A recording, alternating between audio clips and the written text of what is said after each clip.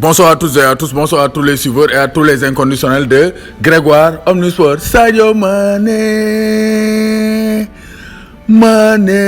Sadio Mané fan lañ lay jëleeti Sadio Mané defati na mëninam un but face à Porto et une passe décisive. L'international sénégalais a fait des siennes et l'international sénégalais lekk rek la deful waa Porto. L'année dernière il avait réalisé un doublé, cette fois-ci un but et une passe décisive. Il est impliqué dans 2 buts, donc Sadio Mané est au top de sa forme. Sadio Mané a profité d'une passe décisive et du laxisme de la défense portugaise pour marquer le premier but de la rencontre à la 26e minute de jeu, comme face au Bayern de Munich. 26e minute de jeu. Sadio Mané, c'est le spécial des ouvertures du score. Fadia Thiampatati bu gën a ngi ne Cocorico, Sadio Mané dougal 25 minutes et lance le match de Liverpool, alors que Liverpool match donc avait débuté difficilement parce que Porto doon ñëw rek xëpp leen yam bi. Les Dragons du Porto ont craché du feu, mais Liverpool avait un océan pour contrecarrer le feu craché par les Dragons. Donc Porto poussé na premier mi-temps en possession de balle, amay occasion, amay tir cadré, mais Liverpool a bien géré les 20 premières minutes.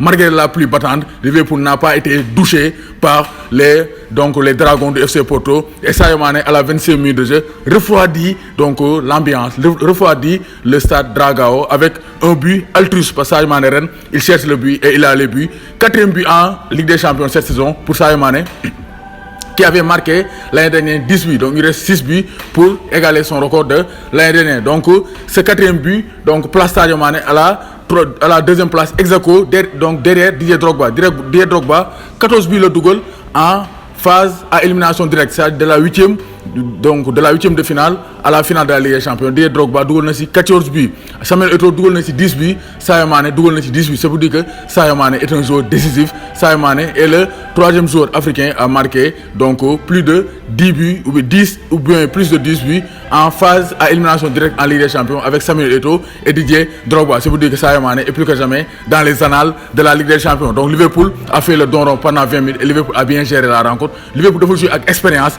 parce que Liverpool a l'habitude des grands rendez-vous.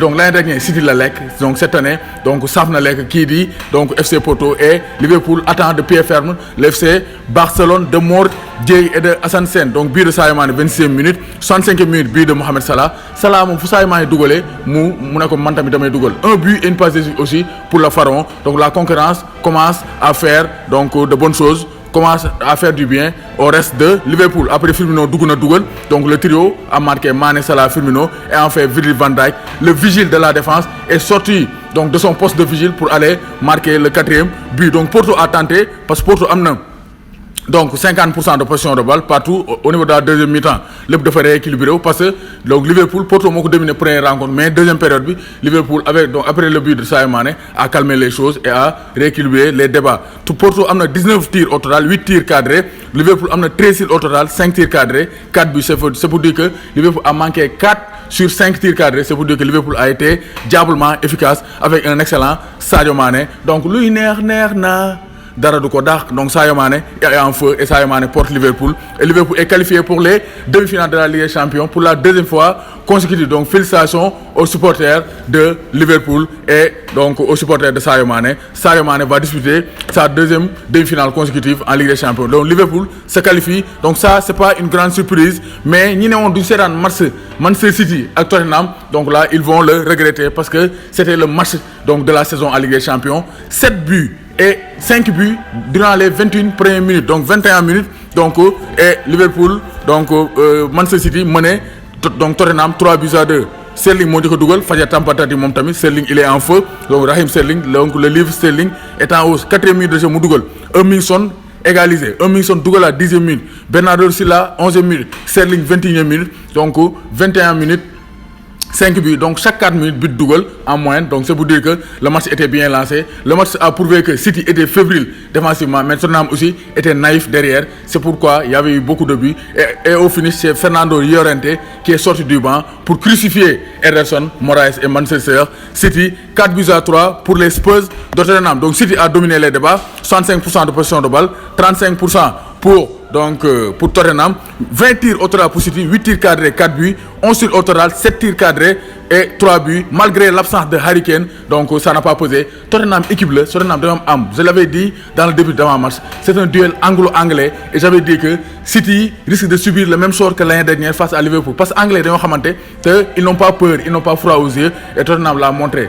Match aller City donc dafa dem ak seen ndoxum City Tottenham faj leen donc 1-0 mais bii Tottenham dafa ñëw biir City faj seen ndoxum City bi parce que donc kii di Mauricio Pochettino ay ouvrier la teg ci milieu terrain ay Ménébar ay Vincent Wanyama Sénégal war nañu ko suivre parce que c'est le capitaine du Kenya donc troisième adversaire des Lions du Sénégal pour la CAN 2019 Christian Eriksen qui est capable de défendre mais aussi de faire monter le ballon.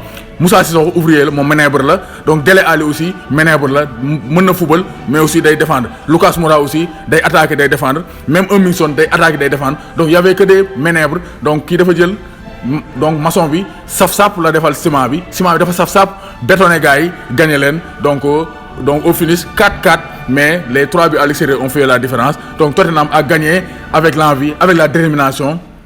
Donc avec l'abnégation, ils n'ont pas 500 millions d'euros, mais ils ont une équipe. C'est comme l'AS d'Amsterdam et ils méritent leur place en demi-finale. Donc City ne peut que s'en mordre les doigts. Mais il y a une question qui interpelle, comme l'a bien dit Assane Sène, Borom Toulouse, Borom Sali. Donc Assane Sène a dit, est-ce que Pep Guardiola peut remporter la Ligue des Champions sans Lionel Messi? L'autre question que je vais poser, je vais faire une réponse en commentaire parce que ça mérite une réflexion, comme l'a bien dit Alpha Touré, donc l'ingénieur génie civil Alpha Touré, donc Touré Manimori. Néna, est-ce que Assane dafa poser la question est-ce que Pep Guardiola mën naa gagner la Ligue des Champions sans Lionel Messi parce que gis nañ ne Pep Guardiola équipe yi mu jaar yëpp il a du mal à atteindre la finale de la Ligue des Champions alors qu'il a écrasé la Ligue des Champions avec le Barça avec Lionel Messi. Ça aussi c'est une question qui interpelle et j'attends vos réponses, vos réactions en commentaire. Donc City a été éliminé, pour moi c'est logique et pour moi Tottenham a bien mérité parce que pour moi City c'est pari numéro 2. City tuuti rek la tane Paris mais ñoom ñaar ñoo yem parce que City ñoom lan la ñu am xaalis la ñu am jënd ay joueurs et c'est pas ça qui gagne la Ligue des Champions. La Ligue des Champions c'est le football, il faut que équipe am